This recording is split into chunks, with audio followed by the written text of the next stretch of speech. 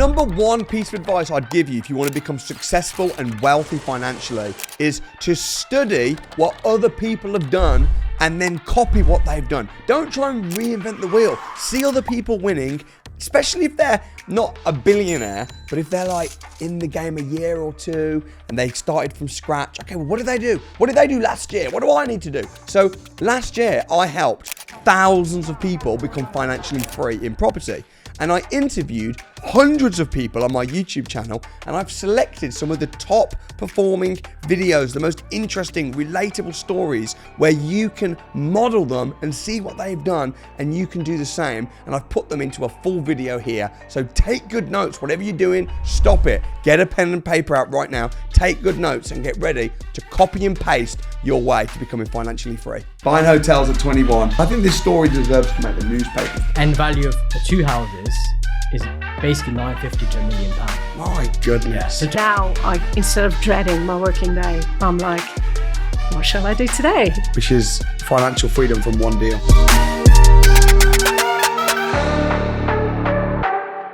I learned very early on joining the academy and being in this property related environment that everything is about just belief. I know a couple of guys like Sook, he talks a lot about like limiting beliefs, and that is one of them. If you don't think you'll do it, it's never possible. But if you think about things that amazing people have done, it's not possible. Yeah. But they did it anyway. Yeah. You've just got to think outside the box and think, I can get there. Yeah. So it's a lot about pushing yourself and also knowing that in some way it is achievable. To understand then, because that's a really important trick. People, number one, a lot of people say, I don't have anyone in my family that's got money. So think, actually, well, who do you know? Who do you know? Even if it's not in your family, in your networks. If you don't know anyone, join a network. Secondly, don't ask them for money. What did you say exactly? Because I know we work on this with how to find investors. How did you position it to him? Well, I think what I said was I really respect your opinion because obviously you're an experienced developer. You know what you're talking about. Yes. I'd appreciate if you look over this pack as like a first draft before I go and present it to investors and see what you think, see what I can change to make it better. Bro. Basically ask for his advice. Yes. And that's what he did, but I didn't even have to put the investor pitch out to other people. Because if you just said to him, I've got a deal and I want some finance, can I meet you for a coffee and pitch it to you? He might have thought, oh, here we go. Whereas if you say, I've got a deal, I'm going to be raising finance for it. I really respect your opinion. I'd love to get some. Who's going to say no? Who's going to be like, no, I'm not going to spend 20 minutes giving. Of course, they're going to want to support you. So how do you know before you buy a property that Serco will definitely want it or you can definitely get that rent? First thing you do, before you even buy a property, look at a property, get the postcode. So we've seen a property wherever in Chorley. We get the postcode, ring up Serco straight away, give them the postcode, and they'll tell you over the phone. Within 5 minutes, they'll just say, yes, we do that area. You can ask them what the rate is. They'll tell you straight away. Once you get past that stage, if you buy the house, you can ring them back up and they'll arrange to come out and see you. So you'll walk them around, say, I'm going to turn this 3-bed to a 5-bed. You'll walk them around, say, this is going to be a bedroom. They'll talk you through that stage, and then they'll have a form with them, which is a letter of agreement. Right. So you'll get that form out, they'll sign it, we'll go through what you're going to do. So I'm going to turn it to a 5-bed, and then they'll put a date on it. So today's date, and they'll go, Paul, you have got, this letter is set in stone for 6 months. So just say if Serco move out of that area after that time. So they do it. Sometimes they'll just move literally from one area and just stop doing any HMOs there. So if they do that with that letter, you can still get rid of it to Serco. So they sign that letter of agreement and you've got that set amount of time to do that HMO. I mean, the networking is insane. It's unbelievable. Honest to God, it's unbelievable. And when you've got someone like yourself that's got a lot of experience, you're a builder, you've got a building company, and you're on the academy and you're giving value, you're helping every people. Day. But everyone helps me as well. It comes back, doesn't it? 100%. And the more you help, the more it seems to come back. And that's what I've learned. Like I said, 3 months in, I was like quiet on the academy, where after that 3 months, I was like, that's it. And I made like a promise to myself, I'm going to really go out and help as many people as I can. I personally think all builders, and not just builders, letting agents, estate agents, I reckon they need to get in on the community and level up, scale up. Definitely. Because there's so much money left on the table. So many builders are just going out and they might be getting paid all right. They're making all right, they're making a living, but it's all active income. Yeah. But if they started joint venturing, buying properties, they It's could so just... easy to get into. Yeah. I mean, you don't need so much money to get you started. And once you started, you're on that. Yeah. And once you get known in Serco, they sort of know. So when they come and see me now, they're like, they know who we are and they know what standard of work we do. So it works a treat. How does a Zimbabwean from nothing end up making millions of pounds setting their own law practice up? How does that happen? I think it's about purpose. I think it's about passion. You saw me crying earlier. And even now, I got tearful when we're talking about property, when we're talking about homelessness, when we're talking about things like that. So property means a lot to me. It's not just about money. That is my pain. I was homeless how many times? As a family, how many times were we kicked out of properties? So because I've got that, it's a passion. I don't look at the profit. I think, how can I help you? How can I help you make a difference? Because I know what I went through. Yeah. So I think if you're coming from that position where you want to add value, it's different, isn't it? So yeah, From I think somebody so. who doesn't have that. I think if you're passionate about what you do, you're then good at it. And if you're good at it, then people will pay you. People don't understand the importance of the detail of the legal side of things. No, they don't, Samuel, because the devil is in the detail. And like you say, the power of the paperwork, because people are making millions because of the paperwork. People are losing millions because of the paperwork. So you can create a legacy of liability or you can create a legacy of wealth, your choice. And that could be based on the power of the paperwork. Yeah. I think success breeds success, doesn't it? Yeah. And when you have one or two good deals, people start coming to you and suddenly the world's your oyster. And your first deal is always your hardest. Yeah. Luckily, it's a good one for us. So, A very good one. Yeah. What advice would you give then in terms of, you talk a lot about mindset. How do you get the right mindset? If someone's feeling a bit negative, a bit skeptical, unsure of themselves, how do you get past that? Yeah. Firstly, I want to say why it's important as well, because, you come on the academy and you're doing a brilliant job of teaching people the skills and abilities, the framework of property development. And you're always about action. Bring the agents, do this. Yeah, do forcing that. them to do it now. Yeah, that really did help me, actually. And it helps a lot of people in this academy. But there's a whole bit underneath that I believe needs to be resolved. And it's NLP teaches us that it is, neuro-linguistic programming, which I'm a practitioner of. You need to firstly know what your life goal is, right? So, for example, for me, mine is to help people, right? So anything I do in my life is to help people. So property investment, the reason I get into it is because I want to make more money to help more people, because I'll free my time up. And if I have more money, I can help people, right? And then, you need to know your values of why it's important to you. And then your beliefs. So like you said, what is the one thing that's holding people back? A lot of people would say limiting beliefs. For example, I'm not intelligent enough. I always make mistakes, scared of ringing the agent, scared of doing stuff because they know they're going to fail. Well, they don't know they're going to fail, but they believe they're going to fail. And that's been ingrained in them from some part in their life, And it's quite sad to see, because that was me. I was a very anxious person. Socially, Samuel, honestly, people would look at me and think he's got everything together, even like a few years back. But inside I was like, suffering.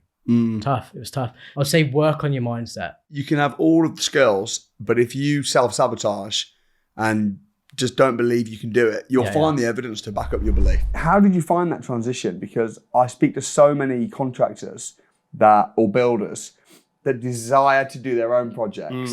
And I'll meet them and they'll be like 45 years old. Oh, so I'm going to do my own project soon. And then I'll meet them 5 years later, they're 50. Oh, soon I'm going to... And they never do. Yeah. And they're just constantly trading their time for money. And fine, they might be getting paid well, but they're not building their own assets. So what advice would you give to a builder or someone that's got a construction company that wants to transition into doing their own projects? Because it is a different skill, isn't it? 100%. The thing is, it's so much more paperwork. You need to understand like the legislation behind things. You need to understand, it's just so much paperwork. Good job you're an ex-barrister's clerk. Yeah. Well, yeah, I've always been pretty good on a computer. I think that's probably the issue with a lot of tradesmen is that a lot of those guys probably aren't very computer savvy, so it scares them. Right. Yeah. I think that the first step they need to do is they need to get educated. They need to put themselves, as we were just saying, in the right room around the right people, where those big steps now get broken down into a million small steps, and it just makes it so much more achievable. And when you're speaking to people, who are doing it already, they might be having problems that you never thought of, and they can tell you how to solve it or how they did it. For example, you meet, there's loads of people who run construction businesses on the academy. Environment is really important, because 100%. if you've got a flower and the flower's a house plant and it's not doing too well, you don't blame the plant. You just put it in the sunshine, you water it. And there's some people that I meet, especially that are just new I've just met them, they're just new on the academy or whatever, and they say, I'm really shy. It's like, you're probably life and soul of the party when you're in your own environment. Yeah. When you're in the right environment where it's a safe space and you can be yourself, when people are in the right environment and they think, actually, it's okay to fail. Yeah. And I can call a landlord, I can call an investor, and if they don't buy the deal from me, it's okay. And when you're in that environment, people can really thrive. So what would you say, in terms of the mindset and the mentality, what guidance would you pass on to people? Maybe they're in the military or the forces, or maybe they're just in a really demanding job that takes a lot of energy. What kind of advice would you give them? I would say always thinking of different means and ways of having a passive income in this modern day age, and always thinking ahead. Yeah. Using your income wisely and always thinking of investing. Yeah. Because with investing, you try to create generational wealth as well, because no one knows what the future holds. Yeah. What advice would you give to somebody that's in a regular job that's wanting to start from the ground up in property? What would you say is the best practical advice for them? Because you guys got started from scratch with no property experience prior, and now you're doing 55 grand in turnover a month, which is incredible. So what advice would you give to someone starting out? I think if you know nothing, you know no one, and you've never even thought of it before, property specifically, you have to start by just becoming aware of what you're not sure of. I think that's the hardest thing, is sometimes you don't know what you don't know. And even when you get to a certain level and you hit certain beats in your story, you then go, okay, but now what? You still don't know what you don't know. So it's a continuous journey, right? It's relative. Yeah. So I think you just have to put yourself in environments and have those conversations with people that do know something. And it could be something so minute. It could just be about, it could be their experience as a guest in an Airbnb. And it could be enough to just open your eyes to, oh, okay, well, I'd like to have been the host on that, actually, because the way they've just spoken about this property, it gave me a bit of excitement. Yeah. It could just be any small nugget of just... I agree. And also not being afraid to ask stupid questions. Yeah. When you start out, there's people that are afraid to ask a question because it seems too basic, but you got to ask those questions. You have to be that guy. The thing is, though, what would have been the merit, do you think, in continuing job? Because what I like to do is, like, let's say someone says, I want to be a doctor. Okay, cool. If you want to be a doctor, you've got to go uni, study medicine. Absolutely, that's fine. But look at someone 20 years ahead and ask yourself, do I want their life? Yeah. If you do, if you look at a 45-year-old doctor and you go, yeah, man, he's working 72 hours, he's making $4,000 a month, his back's bad, he never sees his kids, but you know what? That is what I want to dedicate my life to. Then fine, go to university, right? So with you, I would have said the same thing. If I was advising you at the time, I would have said, who's your boss? How long has he been in the business? Who's your boss's boss's boss? Right? Who are these? Okay, how much are they earning? What do they do? What does their life look like? And do you want that life? Did you do that?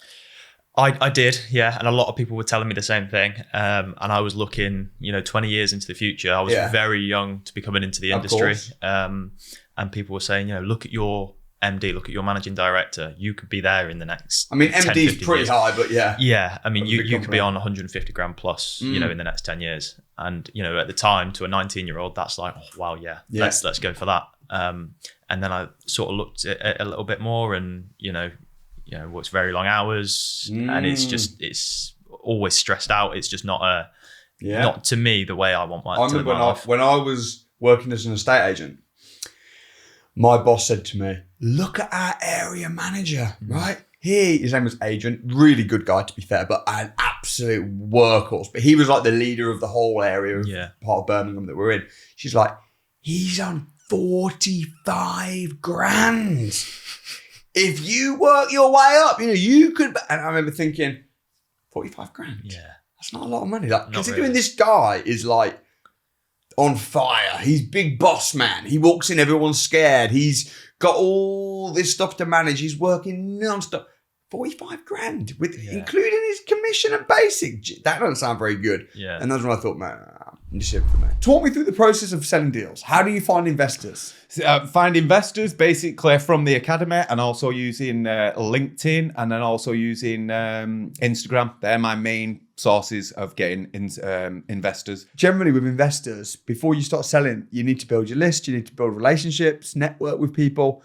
What are you saying to people? If you're at an event or an academy dinner or chatting with someone on social media or whatever, what are you actually saying to them to get them hot, ready to buy on your list? Basically, I'd start with speaking to them first on a personal level. So just speak to them and see what they're doing and everything like that, rather than go and jump in.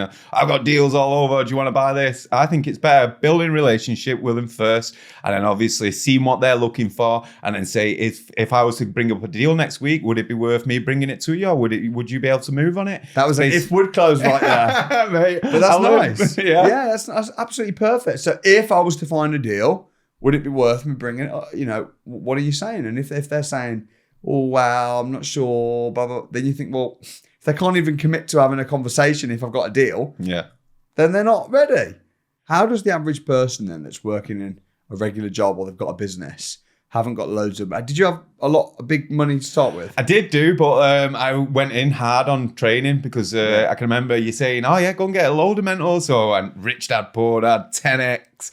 But then it was just too many people. I was like, you had all the American slang, so to speak, and then we had you. So then I ended up shutting them down and just coming solely with you because it was information overload. Yeah. Like seriously information overload. I mean, I think when I say read a lot of books, listen to lots of different mentors, I guess from a personal development perspective, like Grant Cardone, Robert Kiyosaki, Rich Dad Poor Dad. I'm just reading Fake at the moment. I don't know if you read that one. No. It's absolutely brilliant. Jim Rohn, who's passed away now, but his stuff, I think that is incredible. But from a nitty gritty, how do I actually find deals? What do I do? You kind of need someone... Training. You need training. Yeah, that's doing it in your country. I thought I'd try doing it from the YouTube videos. Literally, I was like, oh, I'll be able to do it. I've heard of people when I went to £1 courses and they've managed to do it. It's like, it's very possible. But then I got the training and then it was like, the mentors was good. That was I used to have a mentor call in the morning. Literally, this was when nothing was going on and it used to literally inspire me for the day and literally crack on it. It was unbelievable, to be fair. Like literally, just get the training. Would you have been able to build up your business, do you think, alongside your job? Or would it have happened but just been very slow? Or would you have done it? My mindset is that I could have done it, but it would have been way too slow. Because even if I think of, I got my first unit that was in Liverpool. Again, it was kind of like your situation where the landlord was like, I'm going tomorrow. Do you want to come? And it was like a Thursday. And I was just like, yeah, I'm coming. So, and if I hadn't have gone, once he even got to Liverpool, there was someone else who was pitching him a rent to rent. But because we had come from London together all the way in the car, we were able to talk, build rapport, that even when another rent to rent person came and viewed the property, me and the landlord were already locked in. That he was just like, yeah, you can take it, Nicole. But had I been at work, that wouldn't have happened. You're the kind of person that someone would get pitched from 3 different people, but they'd choose you. Yes, that's it. God's grace. But yeah. So what is that? What is that? Is it confidence? Is it building rapport? Is it sales skills? Is it God smiling on you? Of course we know it's that. God smiling on me, 100%. Of course we know it's that. But I'm just thinking, like, how can people kind of have a bit of that? Because there's other people that are the opposite. They're literally... They're no magnets. Yeah. I think it might be partly due to expectations. If you expect, the landlord won't want to do business with me. Whereas I think your mentality is, of course you'll do business with me. Yeah. And when you expect it and also, I remember you speaking, I think it was you that said on one of the masterminds, totally being yourself. Yeah. And not trying to put on a professional mask. Yeah. Talk to me about that. So I think, I've been listening to, in this time as well, not having to go to work, I've been reading so many personal development books.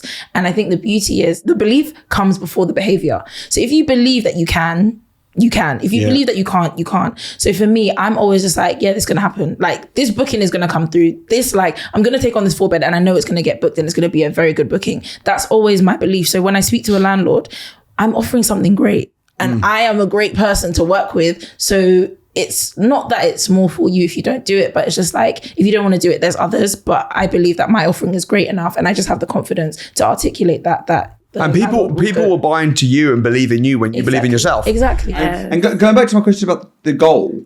So yes, you love being in the environment, the people, the atmosphere, the community. But what was the goal for you? Did you have one? Or yes, definitely.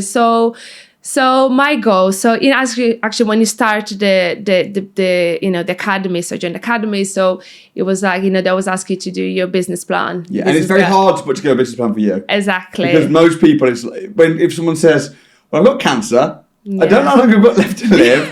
It's like, how do we start? That's why I'm curious about what the plan for you was. Exactly. So I think first thing is straight away, even after having like mentor calls and chats, even at the course itself, I booked so many mentors that I was like, okay, I need to talk to all of them. So I was talking to all of them, and I was like, okay, my first goal is to leave my job. Yes. I want more time with my kids. I want to be free. I want to have time with the family. So I never actually considered to do the rent to essays myself, because because of the construction company, I wanted to do construction. I want to do flips. I want to do BRRs. Like you've done previously. Yes, the London house. Exactly. But that's slow. Yeah. And if you want to leave your job quick, if you start buying land like you're doing now, buying land, building houses, all that kind of stuff, that will take a year before you see a penny. Exactly. And you needed freedom. Yes, exactly. So I want to do the BRs, but the mentor's like, wow, if you want to leave your job, if that's your goal for now, so you need the fast pound. So what about rent to essays? I was like, wow, I never considered rent to essays. Obviously, I didn't know much about rent to essays. I knew about the BRs, which is great, but not obviously as much as well, but just had an idea. So they're like, okay, so first let's make a plan. Let's do, like 6 months plan, running a rent to essay, so you can get that cash flow coming. You can resign your job, and then you can focus later on some BRRs. What are the things when you're selling a rent-to-rent deal? Do you sell rent-to-rent deals? Yes, we do, yeah. What are the things that you check? Who's responsible for the due diligence? Is it you, or is it the person buying the deal? It's us initially. We bring all the information together. We'll create a full pack. Yeah. And once we give it to the investor, they have the 14 days time period basically to do their own due diligence, because you can't just go off what I say. At the end of the day, most of the investors that we work with, quite seasoned, most of them from the academy, they're trained, they're educated. So it's up to them to do their own due diligence as well and back it up. So basically you present them your due diligence in good faith. Exactly. And the contract says has to be in good faith, i.e. you can't try and lie about the figures. So you're going to bring it to them in good faith. You're going to do all the checks. You're going to work out what you think they'll be able to make. But then the investor, they pay you the fee. Now they've got 2 weeks to do their own checks. Exactly. And then if they do their own checks and they go, I'm not comfortable, then there's a 2-week grace period. Yes, sir. If after 2 weeks they then go, actually, I changed my mind, then it's kind of, well, sauce. Yeah. Exactly. You had 2 weeks. Do you think sometimes like anger and frustration and depression even and sadness and disappointment to the core of the bitter being within you, you can, if you channel that, you can almost use that as your superpower to push forward and to use that anger, use that frustration, use that energy, rather than to beat yourself up. And some people use that energy to hate on other people. In fact, some people are frustrated that their life's not worked, so they'll use that to tell other people that their dreams can't work too. Yeah. They'll troll people online with anonymous accounts because Mark Zuckerberg does not make you use your verified ID. When what they should be doing is saying, actually, let me use all that anger and frustration and sadness and disappointment. Let me use that to go make another call. Yeah. That's uniquely. Exactly.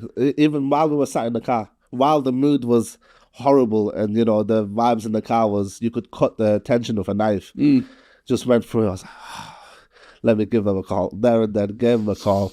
Called me back in 10 minutes, and all of a sudden the whole vibe just changed. Talk me through the business model of rent to rent, and because it shocks me that more people aren't doing it, because you only need 1, 2, or 3 decent little rent to rents, and if you've got the skills to be able to find them and to be able to negotiate it, very little money, a couple of grand, maybe in your case £1,500, and then you've got a property that you don't own, but it's cash flowing £1,000 a month. Is that profit? Yeah. No, that's after all the bills. Like the rent is really, we did negotiate the rent really low, and luckily we've got sort of very low outgoings and stuff like that. It's only a 1-bedroom flat. Why would the landlord choose to rent to you instead of rent, especially when you're getting 10% discount, you got a month rent-free period, no deposit?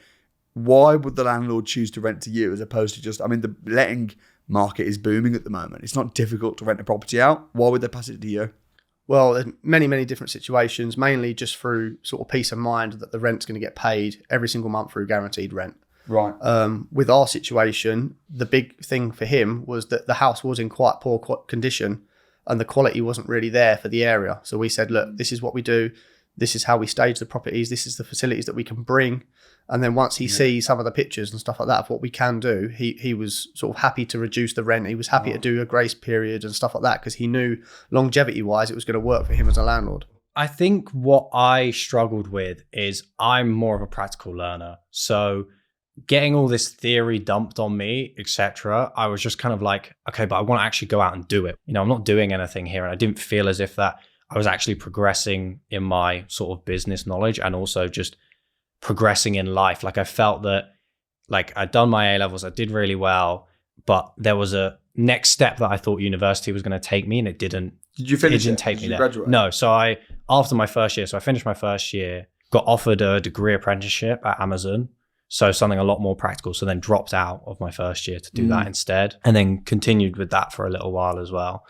But I think what kind of got me into property and again, being more entrepreneurial was I was a bit like, I'm 21 now. I was older then. So I was about 17, 18. So I could see that financial pressure happening to my parents. And then I was like, I never, ever, ever want to go through this with my family in the future. So then I was like, okay, what can I do? And then I ended up going to a £1 crash course. And, you know, you always ask, what's your why? And for me, my why was to help my family, help my mum out, get her out of her job, you know, push. Make me cry.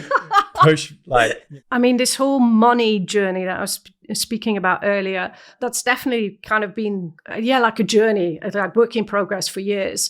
So I was saying to my husband, like, I want to make the money work for us rather than us for the money. You know, we're doing something wrong. We both have a master's degree. We are highly educated. We're working our socks off just to get by, right? Yeah. Which is ridiculous. Like, it's like, if we can't make it, if we can't get beyond that, then who can? It's the rent-to-rent, obviously, the strategy. And I went on to social housing. So I now house people for the emergency housing. There is in the database about 33,000 just in one of the boroughs in London of people that needs to be housing. And obviously, I come into place where I provide everything from what we do with the serviced accommodation. The houses are all furnished, all ready for them to go and live there. At the beginning, once they are in there, it's called emergency accommodation. Then it goes into temporary, and it can go from 10 months plus to 12 years. So I managed to become the provider with the council. That's huge. That is like, I wouldn't have been able to do it without the knowledge. Like, it's impossible. You know, after you done the social housing course on the academy, I was like, I was straight on it. In like 2 days, I finished everything. Wow. You went through the whole training program in 2 days. That's incredible. But the thing is, in property, it's always about finding, rather, what a lot of people do is they'll swim against the tide. So if the government are making it very difficult to do buy-to-let, a lot of landlords will protest and complain, and they'll be doing the old school way.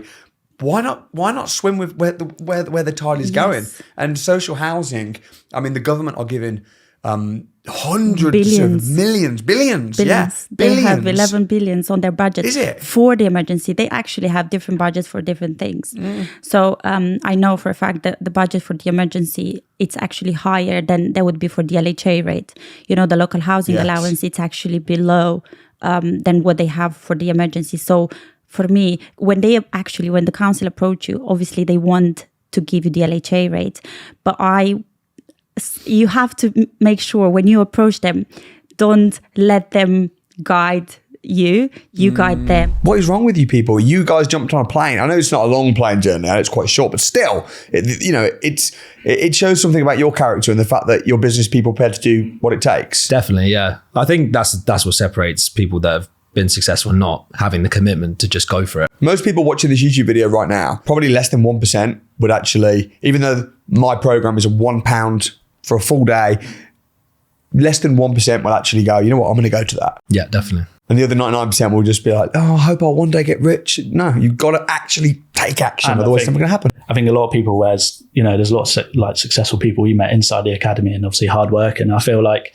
even taking flights, because obviously we had to fly over, pay for the flights, so hotels and stuff like that. And at the start of our journey, we weren't even making any money. We were losing quite a lot of money as well. And still to have the drive to fly over, no, this is going to work. We're going to do it. We're getting taught everything and by the mentor and stuff. So you're living in Jersey, which is middle of nowhere, is for all intents and purposes. Not for you, it's not, because it's where your house is and your family, but it's a little island and it's a plane journey to get to England. Full-time jobs. How on earth did you manage to grow a rent-to-rent business and a property management business doing 100 grand a month revenue from Jersey in full-time jobs? That's what we need to know. Yes, I mean, like Harry was saying before, it's kind of been a bit of a blessing in disguise because we've had no other choice. So there's been a few things. I think the first thing is the academy has been a massive help because we're not in the areas we've got the properties in. So if we've had an issue, we need some way to resolve that. And by meeting people, making connections, helping people, giving people advice, we've managed to build a good network of people that if we need a favor, we can call upon it. One name I can give a shout out to, for example, is Jamie in Manchester. There's been a few times where we've had issues with lockboxes taken off walls and cleaners not turning up, or viewings need to be done for guests. And, he's been willing to just give us a hand. So I think the academy's been a massive help. I think secondly is making sure you've got really good cleaners, maintenance. And then on top of that, we've just put a lot more systems in the back end, AI to do all our guest messaging. We're going to talk about that. So there's a lot of different elements, but I think the main thing is, which is really important, your network is so important. So getting around a community like the academy is massively beneficial. Having cleaners that you can trust, because we've gone through a lot of cleaning companies, we've had a lot of issues. So we now sort of know which cleaners to work with. We also know what to look out for. There's no such thing as a good deal or a bad deal, a good area, a bad area for investment. It's about being a good entrepreneur. Yeah. And really, you've just got to make your area work. And if you navigate through the area, work out the rules, work out the market research, the demands, you can make it work. Pretty much any area, you can make it work. You've just got to stop looking for the unicorn deal and stop looking for the magic gold mine area and make your own gold mine area. And I think that's probably what you've done in Luton. You've found your area, you've worked out who's staying, you've done the demand, you've got a lot of experience in there yourself as an estate agent and everything like that. You've trained, and then you've got this property and turned it into this absolutely outstanding, unique, interesting, and it's just worked. And it's great. It's really inspiring. When you're deal sourcing, I would say it's a bit tricky. You've got to make it's a lot of numbers game a lot of time. You're phoning up landlords, you're having to convince them, a bit like when I do my valuations, you're going into landlords, speaking to face and you're convincing them to go with you over your competition. With sourcing deals, I would say it's a little bit more trickier, numbers game, speaking to landlords, explaining the benefits to why renting the property to a company would be of benefit to them. I guess in my mind, what I was sort of thinking is, I guess the estate agent's client is the seller. Yeah. Whereas when you're a deal sourcer, your client is the buyer. That's true, yeah. So people will sometimes say, why do I need a deal sourcer when I can just go straight to an estate agent or straight to even a letting agent and get my own deals? It's like, no, because if you go to an estate agent, they're trying to get the highest price possible for the seller. Whereas if you go to a deal sourcer, their loyalties are to you. They're trying to get the lowest price possible for you. Yeah, that's true. You want someone to, that makes sense. That makes sense. Yeah. What would you say about fast pound and slow pound? So your background is you've been an estate agent, you've also done some flipping, which is very profitable. How many deals have you flipped? Have you done up and sold? So I flipped 10 in total. Wow. It includes one build as well, a big sort of 4-bed detached house, which we built in Luton. Some were large scale, some were small scale, but it was a really good strategy for any estate agent who's out there now working. I think you should be actively looking to try and buy at the same time, because when you first start as an estate agent, the pay isn't as it isn't massive. Yeah. So you've got to look at other ways of trying to generate a second income. And you're in the industry. Yeah. You've got access to properties, to knowledge of knowing what house prices are worth on particular roads. You can come across some sellers who are looking for a quicker sale. So for me, flipping was kind of always been my bread and butter and something that I really enjoyed. I've got a great power team behind it, which really helped lift the property value. And something I'll definitely continue to do. Yeah. But it's been an excellent strategy for, we'd buy a property for X amount, we'd actually do it all up, move in for a short period of time, and then literally buy something else. And it's such a great strategy. I think it's kind of underrated. So I went to Leicester and said, show me what you're saying to the tenants. So I came out and she was like, okay, this is room number 1. This is room number 2. And she just took me around every room, all 7 rooms. And I said, you can't do that because for a start, if you show all 7 rooms, the tenant's thinking, well, what's wrong with these rooms? Yeah. I said, lock 6 doors, show 1 and do a block viewing. Yeah. And I show 2. I show 2. 2? All right, that's fair enough. Yeah. Do you want this one or this one? Exactly. Yeah, alternative close. Yeah. But not 7. No. Not there's this. And if you're doing a block viewing and you've just got 1 or 2 rooms, suddenly now, fear of missing out. Yeah. FOMO. Yeah. Everyone's, all right, bang, bang, bang. So there is an art to renting out rooms, I think. Yeah. I think there's an art Definitely. to it. And you've obviously cracked that. I learned from the best. So. Well, what can I say? I mean, I learned the hard way. I literally take you word for word, you're verbatim. I just do what you tell me to do. I also knew, obviously, at the time, I was like, it's not really enough to get a property. So that's why I was like, let me focus on that, build up my cash flow, my knowledge, obviously do a bit of deal selling a little bit as well. Have you sold deals as well then? Yeah. How often do you sell? How many do you tend to sell a month? I tend to, now I sort of sell about, 2 deals a month. But I was sort of, at the beginning of this year, I was hang on. So you're selling a couple of deals a month? Yeah. Which might be what? How much are you selling a deal for? 3,000. And then if I'm co-sourcing, then half that. Yeah. So you're doing a bit of deal selling, making 3 or 6 grand a month on that. Yeah. Then you're making about 5 or 6 grand on your rent-to-rents. on your passing. Yes. Then you've got your rent-to-rents in about 6-7 grand. From a cash flow perspective now, I mean, people will probably try to place this. Even doctors and lawyers and brain surgeons and rocket scientists. And how old are you? 26. 26 years old. Do you ever pinch yourself and just think, man, I've got 3 businesses all in property, all related to each other, each making 6 grand approximately in profit. I mean, do you ever pinch yourself? Yeah, and I really do. I think it's only recently that I've suddenly been like, wow, like I'm proud of myself. I always knew I could do it. I think I'm very much like, what's the next thing? Like I see, big things. So I'm also like, it seems like a small step. But then when I look to where I started, I'm like, wow, this is it's amazing. What do you think? Do you think your sales background helped a lot?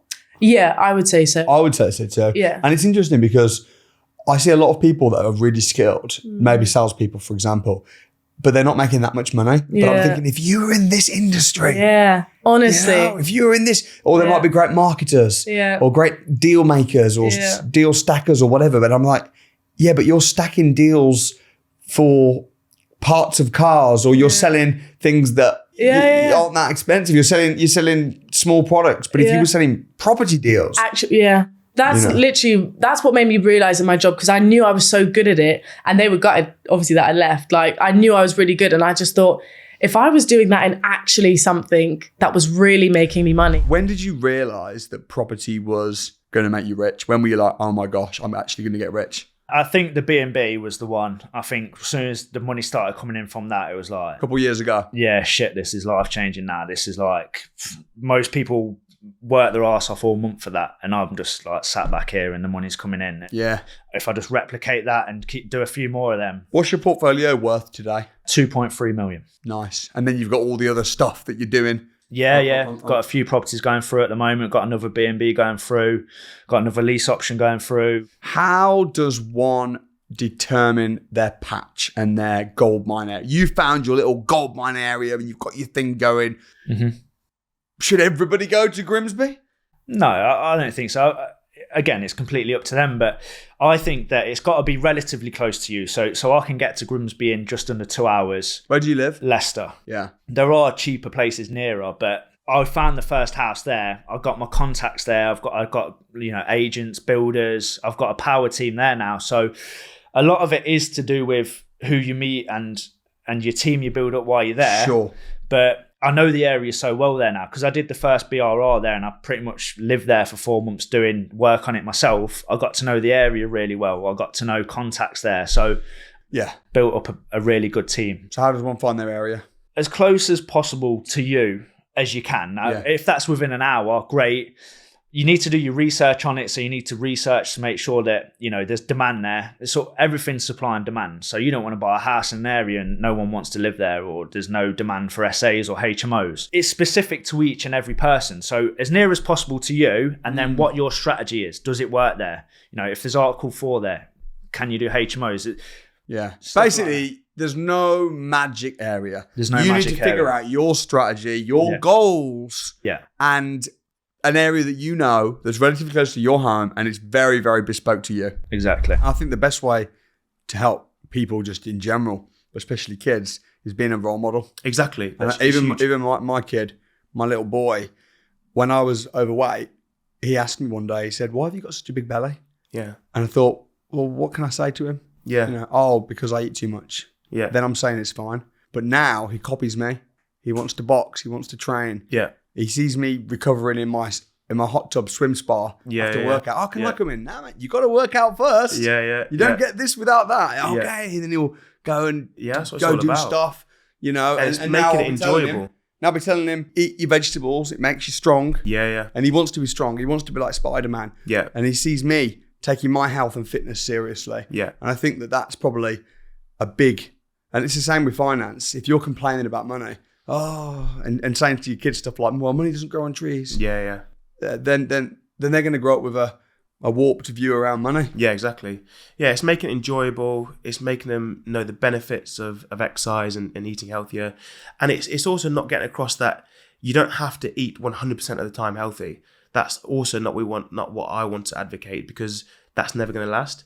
And your childhood should be enjoyable. You should be able to have treats and things like that. So it's cool. I always try and advocate an 80-20 balance. Like 80% of the time, eat healthy, exercise, and this applies to adults as well. But then 20% of the time, enjoy yourself. If someone's listening to this and they're not happy with themselves, I talk mostly on this channel about finance, and we're going to get to what you've done in property, but like they're not happy with themselves in the way that they look, their confidence, they're overweight, and they think, I'm inspired by people like you, Zach. What are some of the steps that you can take? When I used to feel that way, and I was like, oh man, I'm fat, I'm not happy. Yeah. I'm an all or nothing person. Is that the way to go about it? Or is it? No, you don't have to be. I'm very much like that as well. And I think people who have achieved a certain level that like we have, you have to be that sort of way inclined. I think because for me, when I was peaking CrossFit, I was training 4 hours a day, 6 days a week. And you've got to be selfish, because there's times where my family like, do you want to come out for a meal? And I'm like, no, because I've got to eat this certain food and then I've got to train the next day. Yeah. So to get to that sort of level, you've got to be kind of obsessed. Yeah. Because you want to achieve your goal so badly, and it takes a lot of time and a lot of sacrifices. But you don't have to go that all in. The hardest thing is starting. That's always the hardest thing, is just getting into the gym, finding an exercise class, finding a routine, and just starting that journey. And I've always got a saying when I sort of telling people to get into fitness is run your own race. And I think that's really important, especially in today's age with social media. It is so easy to compare yourself to other people. So you could start a fitness journey and you could see someone else on Instagram start the fitness journey and they're achieving their goals a lot quicker than you are. That can really demotivate people and sort of derail them, and it'd be enough to stop them on that journey. But everyone's so individual. Everyone will achieve their goals at different rates. That's why it's so important to not judge yourself on anyone else's success. I get a lot of people come into my CrossFit gym and they'll come in and they'll see all the sexy CrossFit moves, the ring muscle ups, the handstand walks, snatching decent amount of weight. And they come in and they say, oh, I've seen you on Instagram, I want to do some ring muscle ups. And they'll try it for 2 weeks and then they stop coming. You don't know what the freehold restrictions are. Yeah, absolutely. You know what I mean? You could see a property and you could see an apartment and you could, okay, that would work well for serviced accommodation. And then you could speak to me and then I could say, oh man, I really want to do it, but I've got a restriction with my freeholder. How often does that happen? What sort of percentages? Because I know not all apartments have got restrictions on serviced accommodation, but some do. So what kind of percentage from your experience would you say does that become a deal breaker? From what we've realized, we've had, I think we've viewed at least 10 to 12, and I think about 5 to 6 of them have restrictions. Okay, so about half. At least have restrictions. That's annoying. It is annoying because if they didn't have the restrictions, they were all perfectly good deals as well.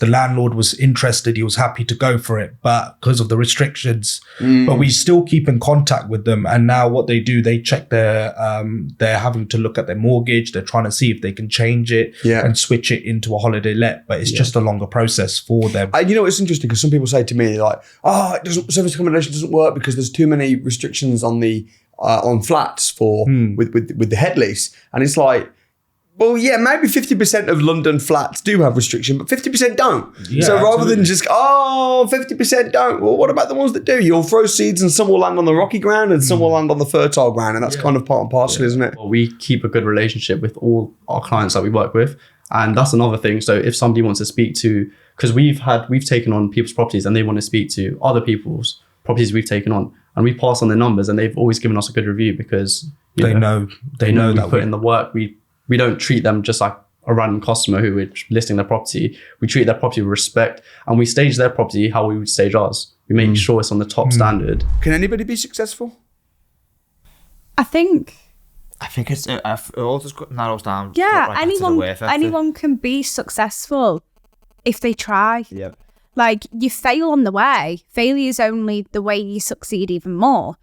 But so when a lot of people fail, they stop. Right. And that's how they don't become successful. Like, there's been loads of things that we failed at. It's been a massive learning curve for us, but so many. Yeah, but we didn't stop, and we have now gone up and up and up and up, and we can see that within the profit margins each month. Yeah, it's like we finally broke through the ice. We fell in the lake, now we're stuck under the ice. Like, fuck, we're in the lake again now. We need to break through the ice. I think that anybody can be successful, but definitely not everybody will. Yeah. Because some people don't want it bad enough. You gotta want it. Because if you don't want it bad enough, then when it gets tough, you just, forget this. There's got to be some fire. There has to be some fire. You have to want it. And I also think you have to be prepared to persist because, you know yourselves, there's problems, things fall through, deals don't work out, disappointments. And you have to be prepared to do what most people aren't prepared to do to get the results that most people will never get. Yeah. There's always going to be challenges. And one thing that Rich always rolls his eyes at is that you always say, Samuel, is that you choose your hard. You choose which path you go down, you choose your hard. And Rich sits there rolling his eyes at me, goes, oh, for goodness sake. But it's true. No part of any journey is going to be easy. If you think you're just going to get a manual and that manual is going to do the work for you and then blame, it doesn't work, the strategies don't work, the systems don't work. Well, that's your own fault. You clearly haven't given it a good go. You clearly haven't prioritised. Every evening we've been on the phone. Every evening those children go to bed and we hit the office. That is just what life has been like. And that's why I make people make the calls on the training, because then it's like you see the reality. You get rejected, but I'm there and I'm like, okay, good. So what did you learn? All right, next. Whereas if you're at home on your own, I'm going to implement what I learned at the training last week. Oh, it doesn't work. You got to do it there and then. But no, I'm super excited. What would you say the biggest lessons have been then over the last year of building your business? You don't have to work harder, just work smarter. Yeah. That's a real big one for us. And you never know who you're talking to. Yeah. We could go and meet, like I say, a landlord and you think you're looking at one flat and you might be looking at 20. You just don't know. Yeah. You just don't know. I've had situations where the guy in the corner cleaning, I thought was the cleaner, actually doesn't own the property. He owns the whole building. Yeah. And I'm like, damn. And he came and met me and he just liked my vibe. I was walking around the property. I was like, well, why did you do this? Why is that all magnolia? I was like teasing him a bit. Yeah. And just showing him my personality. Yeah. And I said, do you mind if I do a video? And I was walking around the video and doing a video. And I was like, there he is. I was just kind of making a light joke, a light fun of, is that viewing? And he probably bought into you a bit. He's like, I like this lady. We can do business. Yeah. And because I know that there's somebody else that tried to go for that property on a rent-to-rent basis who offered more as well. Oh, and he said no to them and yes to you? He said no to them and yes to me. So what's the lesson in that? Authenticity. Yeah. Being yourself. Yeah. I like to have fun. Yeah. Do you know what? That's one of my strap lines is have fun. Is it? Yeah.